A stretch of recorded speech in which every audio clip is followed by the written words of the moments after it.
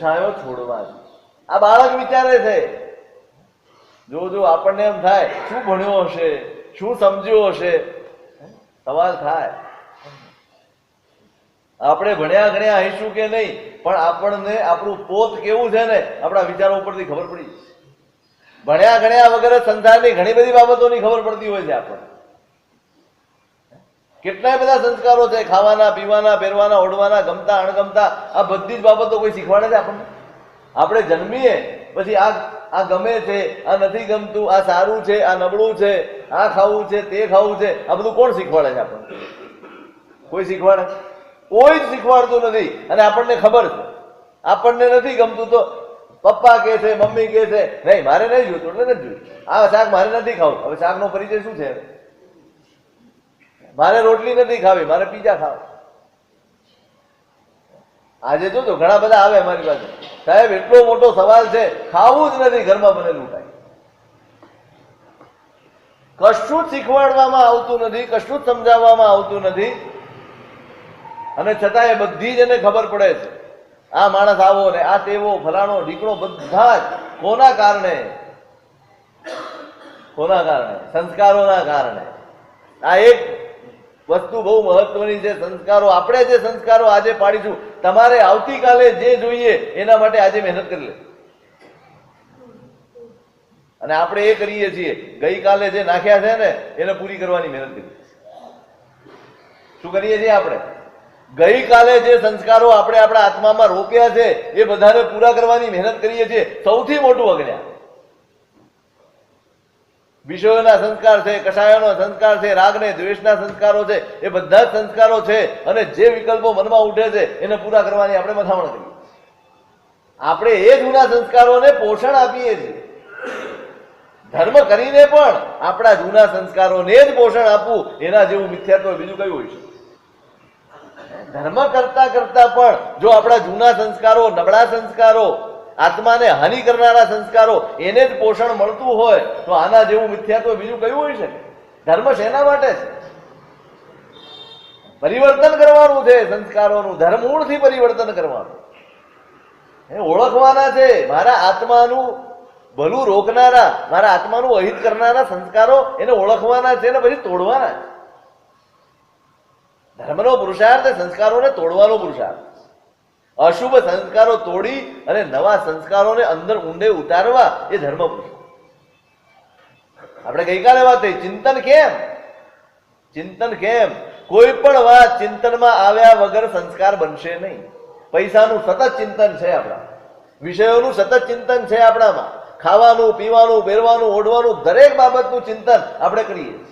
મારે આવું કપડું પહેરવું છે, મારે આવી ડિઝાઇનના કપડાં પહેરવા છે, મારે આવા જૂતા જોઈએ છે, મારે આવો મોબાઈલ જોઈએ છે, મારે આ ખાવું છે, મારે તે ખાવું છે, મારે આવું ઘર જોઈએ છે, મારે આવો પરિવાર જોઈએ છે, આવી વ્યક્તિ જોઈએ છે. આ બધું ચિંતન છે આપણું.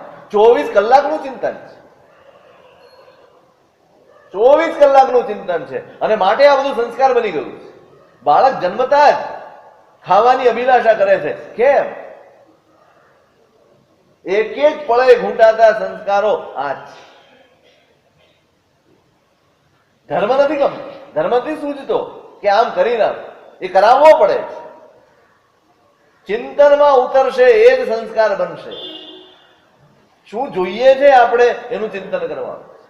તમે ઈચ્છતા હો કે ભવાંતરમાં ધર્મ ઉદયમાં આવે, સાધનો નહીં, સાધનો ફરી મળશે. મેં પહેલા પણ કહ્યું હતું, આ જ સાધનો, આ જ ઉપાશ્રય, આ જ મંદિર, આ જ પરમાત્માની પ્રતિમા, આ જ ગુરુઓ અને આ જ શાસ્ત્રો, આ ચરવળા કટાસના મૂપતિ, બધા જ સાધનો મળશે.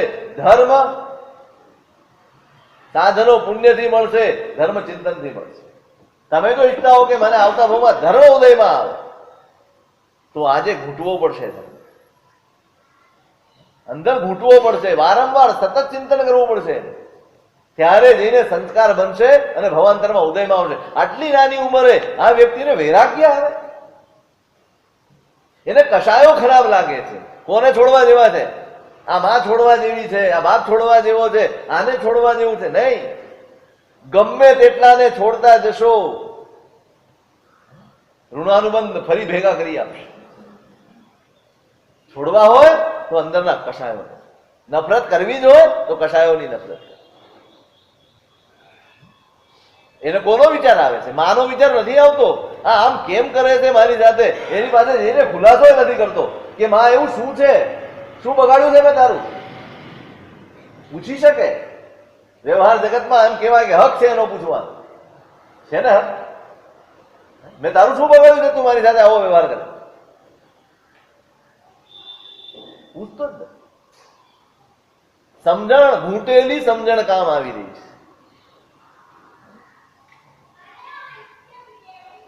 આપણું હિત કરવું હશે ને તો આજે ભાથું બાંધવું પડશે. આજે આ ભાવમાં તો આપણે ગયા ભાવનું જે લઈ આવ્યા છીએ ને એની સાથે સંઘર્ષ કરવામાં જ આપણો ભાવ વીતી જાય છે. શેમાં વીતે છે આપણો આ ભાવ? એ સંસ્કારોની સાથે સંઘર્ષ કરવામાં જ આપણો આ ભાવ વીતી રહ્યો છે. પણ હવે મારે આ નથી જોઈતું એટલો સંકલ્પ કરવો હશે ને તો આજે આપણે ભાથું બાંધવાની તૈયારી કરવી પડશે. નહીં જોઈતું ફરી વાર આ કષાયો ખરાબ લાગે છે. આ કષાયો છોડવા જેવા છે. વ્યક્તિ ક્યારેય ખરાબ નથી હોતી, વ્યક્તિ ક્યારેય નબળી હોતી નથી. દરેકમાં ભગવાન શું કહે છે? સિદ્ધ અવસ્થા જુઓ, આત્માનું શુદ્ધ સ્વરૂપ જોઈ લો. આનામાં આ છે. આજની જે કંઈ પણ પરિસ્થિતિ દેખાય છે, જે વ્યક્તિની દેખાય છે, કર્મ પરવશતા, એની પોતાની કર્મ પ્રવૃત્તિ, એની દયા આવવી જોઈએ, એના ઉપર કરુણા આવવી જોઈએ, એના પ્રત્યે નફરત ન જાગે. દ્રવ્ય થકી દુખિયાની જે દયા, ધર્મહીનાની રે ભાવ. અનુકંપાનું લક્ષણ બતાડ્યું. દ્રવ્ય થકી દુખિયાની જે દયા, જેમ કોઈ માણસને શરીરથી લાચાર આપણે જોઈએ છીએ, રોગિષ્ઠ છે, દરિદ્ર છે, ગરીબાઈ છે, ચારે બાજુથી તિરસ્કાર પામેલો છે, પુણ્યનો એના જીવનમાં અભાવ છે, તો આપણા હૈયામાં દયા ઉભરાય છે. ઉભરાય છે ને. કોઈ પણ ગરીબ માણસ આવી જશે, દુઃખી માણસ આવી જશે તો આપણા હૈયામાં દયા નહીં આવે એવું બનવાનું નથી, આવવાની જ. જેમ આ માણસ દુઃખી છે તેમ પેલો પણ દુઃખી છે. એ કદાચ પુણ્ય એના સારા જ, પણ સંસ્કારોથી દુઃખી છે. આનું શરીર રોગિષ્ઠ છે, પેલાનો આત્મા રોગિષ્ઠ. આનો આ ભાવ દરિદ્રતાનો છે, એનો તો આત્મા દરિદ્ર બની રહ્યો છે. એની પણ દયા આવવી જોઈએ. ધર્મહીનાની રે ભાવ, જે ધર્મહીન છે, શુભ સંસ્કારોથી રહિત છે, એની દયા, ભાવ દયા ચિત્તમાં આવવી જોઈએ. એ અનુકંપા. ધર્મ સમજેલાના હૈયામાં વ્યક્તિ પ્રત્યે ક્યારેય નફરત ન આવે. આત્મા પ્રત્યે નફરત કરવાની જ નથી. કોના પ્રત્યે નફરત કરવાની? કોના વિશે વિચારવાનું છે? વ્યક્તિ વિશે નહીં. એમાં રહેલા કષાયો, આપણે એમ વિચારો કે આ કષાયો આને આટલો બધો નુકસાન પહોંચાડે, મારા જીવનમાં આ ન જોઈએ. બાળક વિચારે છે એવમ વિહા કથાયા પાવા ભવ વિડવી મૂલ જલોગા. આ તો સંસારને વધારનારા કષાયો છે. આજે આ કરે છે એની સામે જો હું કષાય કરીશ ને તો એને તો ફાયદો થાય કે ન થાય, મારો સંસાર વધી જવાનો, મારા કર્મો વધી જવાના છે, મારા દુઃખો વધી જવાના છે. માટે મારે દૂર રહેવું છે ભાઈ, મારે દૂર રહેવા, એ છોડવાના છે મારે.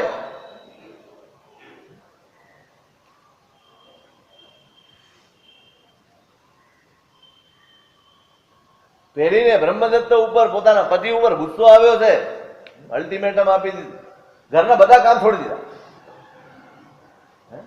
સત્યાગ્રહ, અસત્યાગ્રહ. ક્યાંક સત્યનો આગ્રહ હોય, ક્યાંક અસત્યનો પણ આગ્રહ હોય.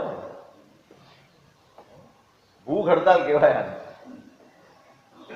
પરિચત્તમ તો સયલકરણિજમ, કરવા જેવા બધા જ કામ છે, ઘરના રોજના કૃત્યો છે, નિત્ય કૃત્ય બધા છોડીને બેસી ગઈ અને બ્રહ્મદત્તને કહી દીધું એયમ વા પિયમ કરે હિ મમમ વાતી. કાં તો આને વાલો કરી લો, કાં મને વાલી કરી લો, બે માંથી એક નક્કી કરો. એયમી અપરિચત્તે નાહમ પાણ સાહરણ મુદયમપી ગિન્નામી. જો તમે આનો ત્યાગ નહીં કરો તો આજથી પાણી પણ હું પીશ.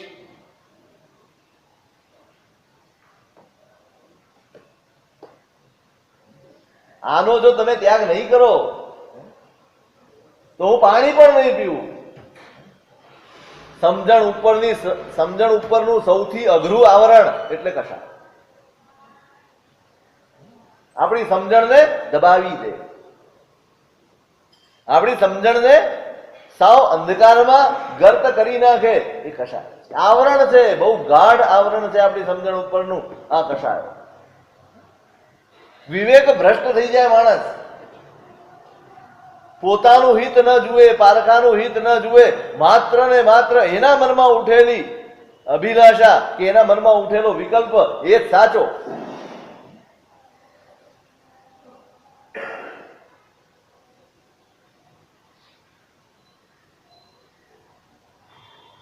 ભયંકર કશાયને હવેશમાં પડી ગઈ છે.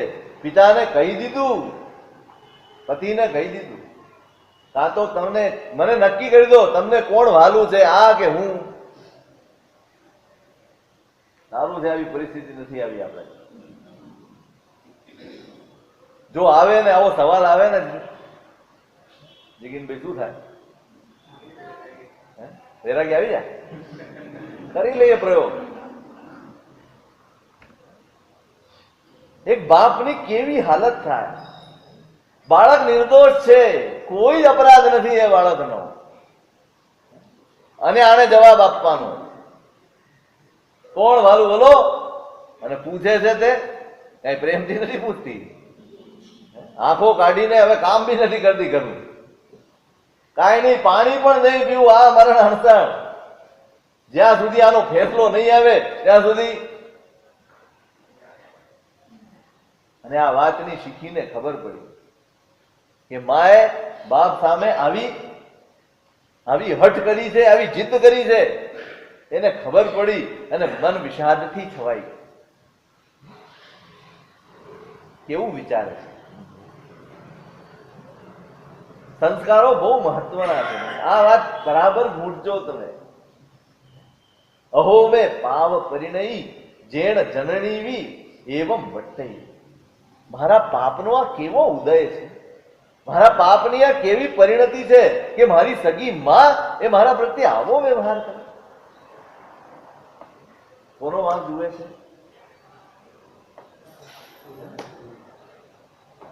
કોનો વાંક જુએ? આ માં, આવી માં હોય? આ માને આવું કરવું પડે છે તો મારી પાપની પરિણતિ કેવી છે કે આને આવું સૂઝે છે કરવાનું. તમે જોજો, આપણે ગુણસેનના ભાવથી તમે યાત્રા શરૂ કરો ને તમને ખબર પડશે. એને એક જ ગુણ કેળવ્યો છે, પોતાના દોષોને જોવા. જ્યારે પણ કંઈ થયું છે ગુણસેને શું વિચાર્યું છે? મારો વાંક હતો, મારી ભૂલ હતી, મારો દોષ હતો. પોતાના દોષને જોવાનો અભ્યાસ એ બીજાના ઉપર દોષારોપણ કરવાથી બચાવી દે. શેનો અભ્યાસ? સ્વદોષ દર્શનનો અભ્યાસ. સતત પોતાનો અને પોતાના કર્મનો દોષ જોતા રહીએ ને ત્યારે જ બીજા ઉપર દોષારોપણ કરવાથી બચી શકાય. જ્યાં સુધી હું મારા કે મારા કર્મોનો દોષ ન જોઈ શકું ત્યાં સુધી હું બીજા ઉપર હંમેશા, અને આપણે આ જ કરતા આવ્યા. ધર્મ કરવા છતાં, ધર્મ સમજવા છતાં, દેવગુરુ ધર્મના ઉપાસક હોવા છતાં પર દોષારોપણમાંથી આપણે ક્યારેય છૂટા થયા નથી, મુક્ત થયા નથી. કોઈ પણ ઘટના બનશે, કોઈ પણ વાત બનશે એટલે સૌથી પહેલી આંગળી ક્યાં જાય?